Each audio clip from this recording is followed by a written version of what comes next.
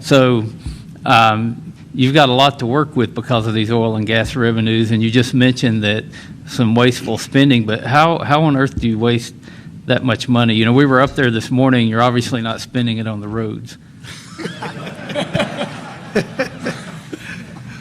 Well, Mr. Chairman, thank you for that.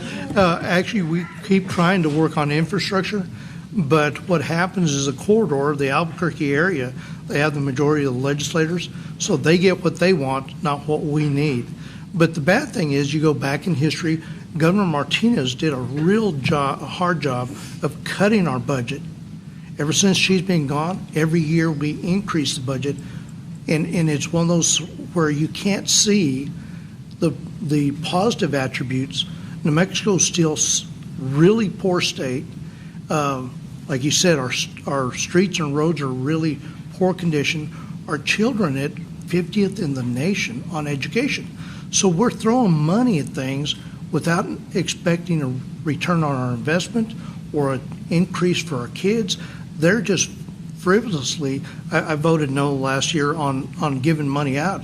The only one in the Senate voted no, because I think we need to look forward 10 years out, 5 years out, at some point in time and say, okay, here's what we're going to have at the end of this time. If oil and gas takes a reduction, where will we be?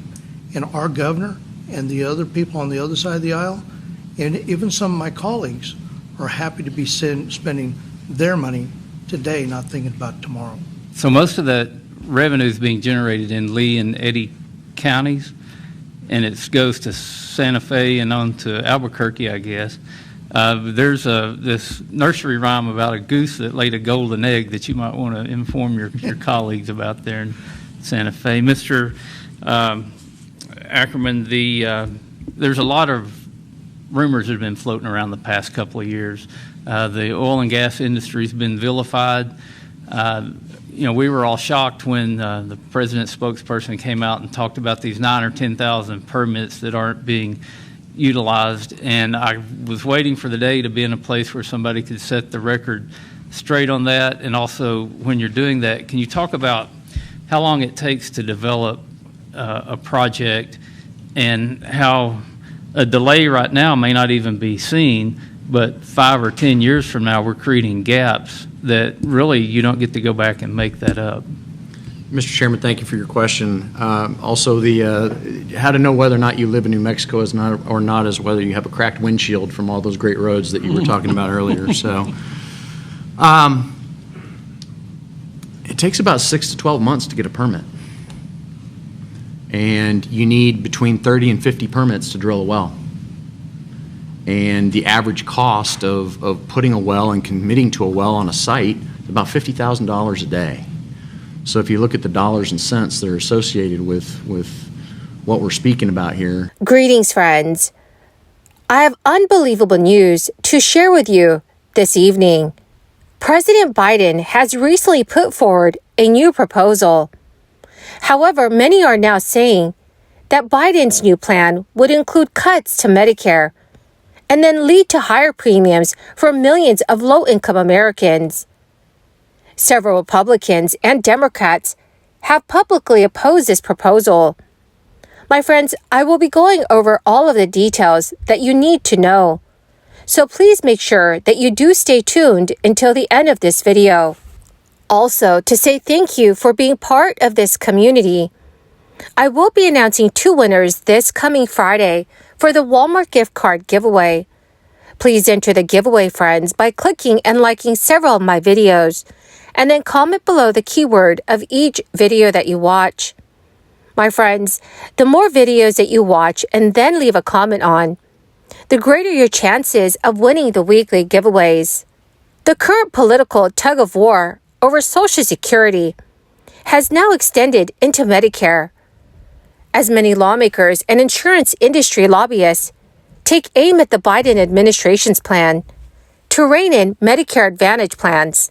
At issue are a pair of new initiatives by the Centers for Medicare and Medicaid Services to reduce overpayments to Advantage plans and increase the program's oversight.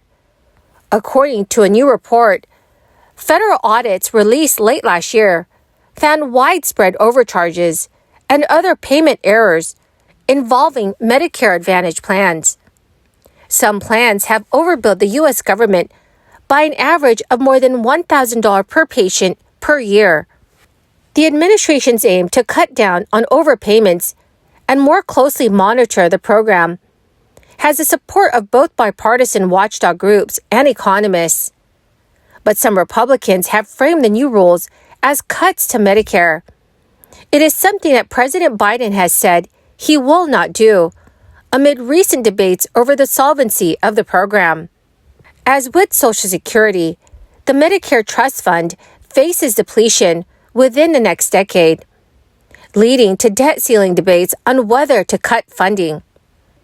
Although Biden has insisted he will not do that, opponents of the new proposals are calling them cuts because of their potential impact on Medicare beneficiaries. National Republican Senatorial Committee spokesman Philip Letzow said in a recent statement, "Joe Biden is trying to cut Medicare benefits. Seniors cannot trust Democrats to protect Medicare."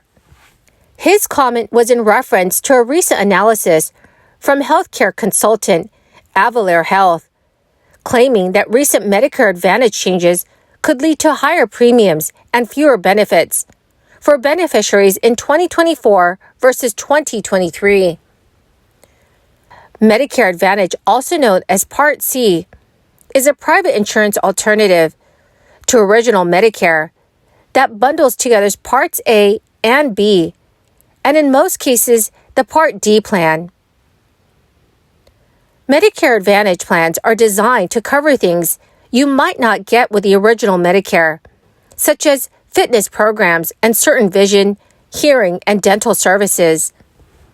As many experts have noted, this rule change would claw back more than $4 billion in overpayments made to Medicare Advantage plans over the course of a decade.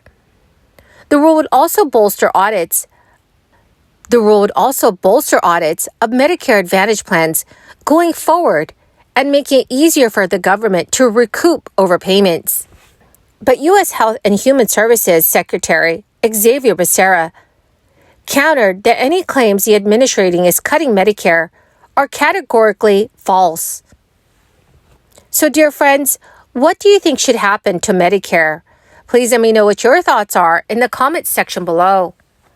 From 2020 to 2021, Americans were showered with billions of dollars of federal stimulus payments. The third stimulus checks were sent out beginning in March 2021, and the last day to file a claim for missing checks was November 15, 2022. Numerous U.S. states have also issued their own payments.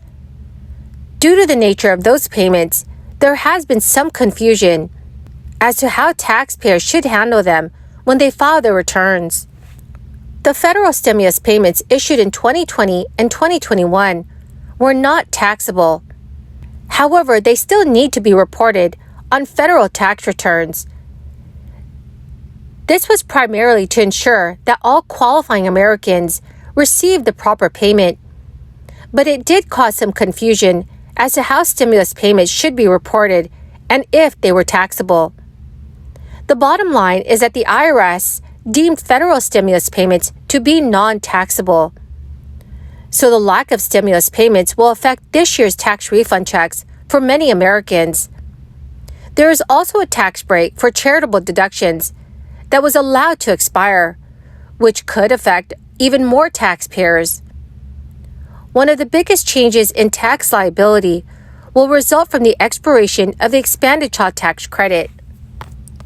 The Biden administration's American Rescue Plan increased the credit from $2,000 per child to $3,000 per child for children older than 6, and from $2,000 to $3,600 for children younger than 6 years old.